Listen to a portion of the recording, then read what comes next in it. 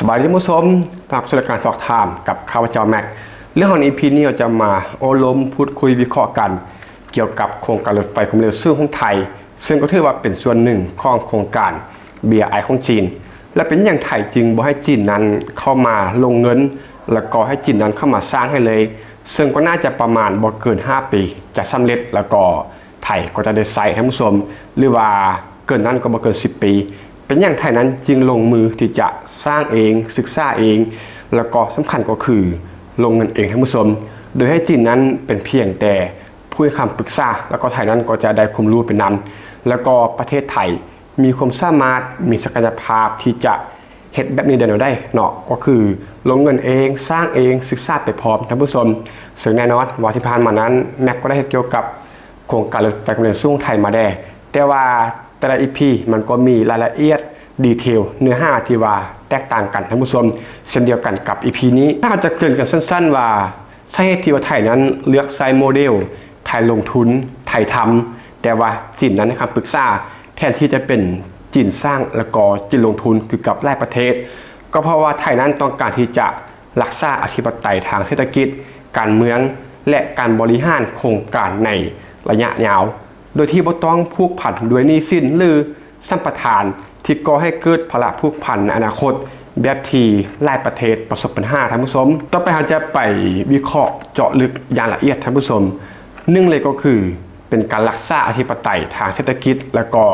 เป็นการป้องกันกับดักหนี้เนาะไทยนั้นตระหนักถึงรูปแบบของการขยายอิทธิพลของจีนในประเทศน้อยๆหรือว่าเศรษฐกิจที่ว่าเปราะบางผ่านการให้เงินกู้เพื่อ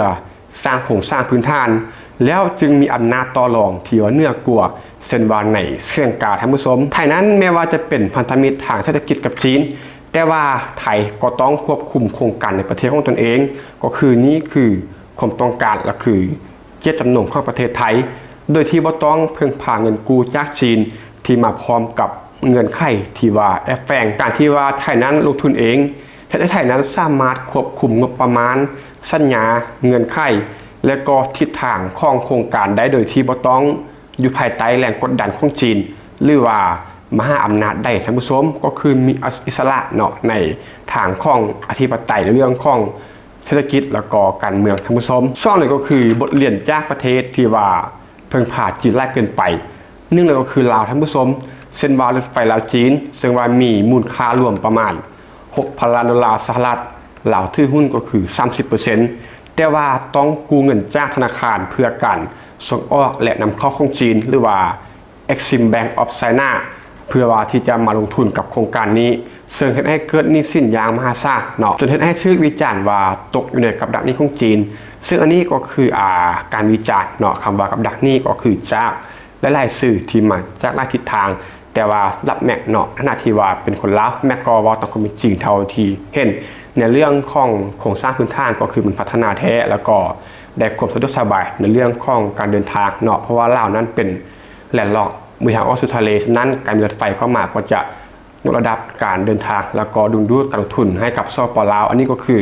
มุมมองการเบิ่งเป็นการแบบที่ว่ามีอคติแต่ว่าเรื่องของหนี้สินแน่นอนเนาะมันก็ตามมาในเจ้าลาวนั้นก็ยังบ่มีศักยภาพที่ว่าจะต้องลงทุนเองแล้วก็สร้างเองได้คือกับประเทศไทยท่านผู้ชมหรือว่าจะเป็นศรีลังกาก็คือท่าเรือฮัมบาโตตาที่ว่าถูกสร้างขึ้นโดยเงินทุนจากจีนท่านผู้ชมแต่ว่าบ่สามารถทำรายได้ที่ว่าเพียงพอจนต้องยกเลิกสิทธิในการบริหารให้กับจีนท่านผู้ชมก็คือขออภัยจนต้องได้ยกสิทธิในการบริหารให้กับจีนเป็นสัมปทานระยะเวลา99 ปีท่านผู้ชมก็คือเกือบ100 ปีซึ่งกรณีนี้ก็ถือว่าเป็นกรณีศึกษาอ้างอิงของทั่วโลกในเรื่องของอำนาจแฝงของจีนผ่านการที่ว่าเข้ามาให้เงินกู้ในการสร้างโครงสร้างพื้นฐานต่างๆศรีลังกานั้นก็กู้เงินจากจีนเพื่อจะมาสร้างท่าเรือฮัมบาโตตานี่แหละแต่ว่าเมื่อสำเร็จแล้วก็คือท่าเรือนี้มันบ่เป็นไปตามเป้าบ่สามารถสร้างรายได้ได้แล้วก็บ่มีเงินชำระหนี้จีนก็ตามนั้นก็ยกสัมปทานให้กับจีน99 ปีในการบริหารทางเรือดังกล่าวท่านผู้ชมด้วยผลเหล่านี้จีนไทยนั้นศึกษาอย่างรอบด้านและวางแผนบ่ให้เกิดเหตุซ้ำรอยกับกรณีที่ว่าแม็กในกล่าวมาท่านผู้ชมสร้างก็คือเพื่อการพัฒนาองค์ความรู้และก็เทคโนโลยีภายในประเทศไทยเองท่านผู้ชมไทยนั้นมีเป้าหมายอย่างชัดเจนในการสร้างความสามารถในประเทศเช่นว่า การฝึกวิศวกรไทยรวมกับวิศวกรจีนเพื่อที่จะรับการถ่ายทอดเทคโนโลยีจากจีนในเรื่องของระบบล้างการควบคุมสัญญาณการซ่อมบำรุงและก็การบริหารการเดินรถที่ว่าจีนนั้นจะถ่ายทอดกับประเทศไทยซึ่งนี้ก็คือความรู้ที่ว่าไทยนั้นจะได้รับจากวิศวกรจีนแล้วก็จะสามารถนำใช้ได้ในระยะยาวท่านผู้ชมรัฐบาลไทยจึงเจรจาให้จีนทำหน้าที่เป็นที่ปรึกษาบ่ได้เป็นเจ้าของโครงการเพื่อให้เกิดการเรียนรู้ของบุคลากรภายในประเทศไทยทุกขั้นตอนท่านผู้ชมก็คือบ่ให้จีนนั้นเข้ามาสร้างบ่เข้ามาลงทุนหรือว่าเป็นเจ้าของโครงการร่วมให้จีนนั้นเป็นที่ปรึกษาในการถ่ายทอดเทคโนโลยีให้กับวิศวกรไทยซึ่งอนาคตไทยก็จะทำเองได้ท่านผู้ชมแต่ปัจจุบันนี้ไทยลงทุนเองทำเองโดยที่มีจีนนั้นเป็นที่ปรึกษาท่านผู้ชมก็ถือว่าเป็นกลยุทธ์ที่ว่าสันสละลายและ4ก็คือแผนยุทธศาสตร์ของไทยในระยะยาวท่านผู้ชมไทยนั้นบ่ต้องการเพียงแต่ทางรถไฟเพียงแต่เส้นเดียวหรือว่าเพียงแต่โครงการเดียวแต่มีเป้าหมายสร้างโครงข่ายรถไฟความเร็วสูงให้มันครอบคลุมทั่วประเทศซึ่งรวมถึงเส้นทางสายเหนือกรุงเทพมหานคร5เชียงใหม่สายตะวันออกก็คือกรุงเทพ5ระยองและก็สายใต้กรุงเทพหัวหินภูเก็ตท่านผู้ชมซึ่งการที่ว่ามีความสามารถในการสร้างเองหมายถึงมีความสามารถในการควบคุมคุณภาพมาตรฐานและกำหนดทิศทางที่ว่าจะพัฒนาให้สอดคล้องกับนโยบายของชาติ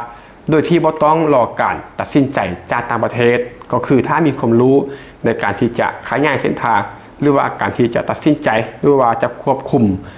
คุณภาพต่างๆก็จะสามารถเห็นได้เองในอนาคตท่านผู้ชม5ก็คือเกี่ยวกับบริบทภูมิรัฐศาสตร์ของไทยท่านผู้ชมไทยนั้นวางตัวเป็นกลางทางการเมืองระหว่างประเทศมหาอำนาจเช่นจีนสหรัฐอเมริกาและญี่ปุ่นโดยเฉพาะในยุคที่มีความตึงเครียดในภูมิภาคเอเชียแปซิฟิกที่ว่าเพิ่มสูงขึ้นหากว่าโครงการเชิงยุทธศาสตร์ก็คือรถไฟความเร็วสูงนี้เนาะถือจีนผู้คาดไทยอาจจะตกอยู่ในสถานการณ์ที่ว่ายากลำบากในอนาคตเมื่อต้องเลือกข้างระหว่างทางการเมืองหรือว่าทางการค้าเพราะว่าแน่นอนแหละว่าการที่ว่าให้จีนเข้ามาผู้คาดเรื่องของรถไฟความเร็วสูงสหรัฐอเมริกาหรือว่าญี่ปุ่นก็อาจจะเบิ่งว่าไทยเลือกข้างจีนหรือบ่ฉะนั้นมันก็จะลำบากทางเรื่องของทางการเมืองและก็ทางการค้าอนาคตคนไทยนั้นเลือกที่จะวางตัวเป็นกลางกับประเทศมหาอำนาจเหล่านี้ท่านผู้ชมดังนั้นไทยจึงออกแบบโครงการที่ว่าให้จีนนั้นมีส่วนร่วมแต่ว่าบ่สามารถควบคุมโครงการทั้งหมดได้โดยที่ยังคงร่วมมือกับประเทศอื่นได้เช่นว่าญี่ปุ่นในเส้นทางกรุงเทพมหานครเชียงใหม่ท่านผู้ชม6ก็คือการบริหารความเสี่ยงและก็ความยืดหยุ่นของไทยท่านผู้ชมการที่ว่าไทยนั้นลงทุนด้วยงบประมาณแผ่นดินหรือว่าไทยลงทุนโดยตนเองส่วนไทยนั้นสามารถหยุดพักหรือว่าเปลี่ยนแปลงโครงการได้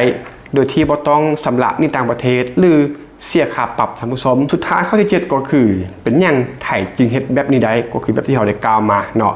ก็คือไทยทำเองแล้วก็ไทยลงทุนเองโดยที่จีนนั้นเป็นเพียงแต่ที่ปรึกษาไทยเฮ็ดได้แนวใดซึ่งก็ต้องเขาบอกว่า1เลยก็คือฐานะทางเศรษฐกิจของไทยนั้นมั่นคงกว่าหลายประเทศในภูมิภาคไทยมีขนาดเศรษฐกิจที่ว่าใหญ่กว่าลาวหรือว่าศรีลังกาหลายเท่ามีความสามารถในการจัดการกับงบประมาณและการกู้ภายในประเทศโดยที่บ่ต้องพึ่งพาเงินกู้นอกระบบก็คือเพื่อพาเงินกู้จากต่างประเทศก็คือกู้จากจีนนี่แหละ2ก็คือหน่วยงานภาครัฐและเอกชนของไทยนั้นมีประสบการณ์ในการบริหารโครงการขนาดใหญ่เช่นว่ารถไฟฟ้า BTS MRT ท่าอากาศยานสุวรรณภูมิทางด่วนซึ่งสามารถนำองค์ความรู้เหล่านี้มาใส่ต่อยอดกับระบบรถไฟความเร็วสูงได้ท่านผู้ชม3ก็คือผู้รับเหมาไทยนั้นมีศักยภาพสูงขึ้นในรอบ10หรือว่า20ปีที่ผ่านมาทั้งในแง่ของเทคนิคกำลังพลอุปกรณ์เช่นว่าบมจ.อิตาเลียนไทยสอการสร้าง